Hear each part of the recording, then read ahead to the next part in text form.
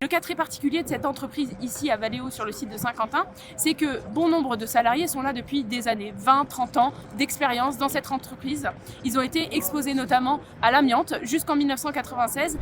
Bonjour à toutes et tous, c'est Anaïs Belloissin-Chérifi, députée de la France Insoumise de Lyon. Aujourd'hui, on a Saint-Quentin-Fallavier pour apporter notre soutien aux salariés de Valeo qui sont menacés de suppression d'emplois. Alors, c'est quoi l'entreprise Valeo? C'est une entreprise qui a fait 230 millions de bénéfices cette année et qui pourtant va licencier sur le site de Valeo à Saint-Quentin 250 emplois et d'un point de vue national 1200 emplois. Aujourd'hui, c'est important d'apporter notre soutien aux salariés en lutte. C'est aussi important de faire la lumière sur tout ce qui se passe dans le monde de l'entreprise français et de la manière dont les entreprises perçoivent des aides publiques et pourtant continuent de licencier. Le cas de Valeo est assez particulier puisque c'est une entreprise qui a su faire la transition entre les moteurs diesel et les moteurs hybrides, qui a du coup bénéficié de crédits d'impôt recherche et qui a réussi à faire cette transition vers l'hybride, vers la bifurcation écologique qu'on appelle de nos voeux. Et pourtant, c'est des emplois qui vont être supprimés et pourtant, c'est des emplois qui vont être délocalisés en Turquie ou en Pologne. Le cas très particulier de cette entreprise ici à Valeo sur le site de Saint-Quentin, c'est que bon nombre de salariés sont là depuis des années, 20-30 ans